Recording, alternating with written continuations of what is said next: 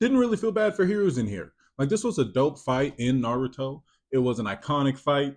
It had dire consequences in Naruto. But overall, I mean, eh. And yes, losing Hiruzen Sarutobi, the third Hokage, definitely stung a little bit.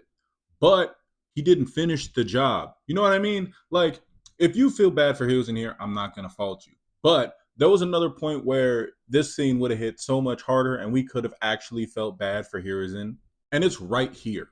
When Hiruzen finds out that Orochimaru is conducting experiments on citizens of Konoha and children, unaliving people in mass scale, this is where you could feel sorry for Hiruzen.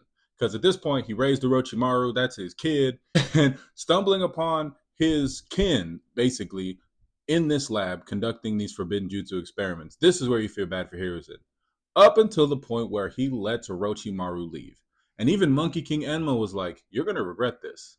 This is where you feel bad for Hiruzen if he cuts down Orochimaru.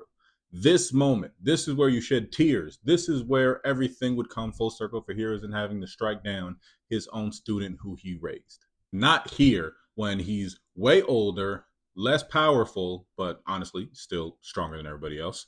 This isn't the moment where we feel bad for him because he's trying to just make up for lost actions. And he really only took Orochimaru's arms in this moment. So, like, yes, this was sad, but it was more sad for the effect it had on everybody else in the show. This is just the consequences of Hiruzen's actions. Also, we need more realistic flashbacks of Hiruzen's interactions with Naruto as a kid, because I think we're just going to get a lot of moments where he just throws change on the table and walks out of his little apartment.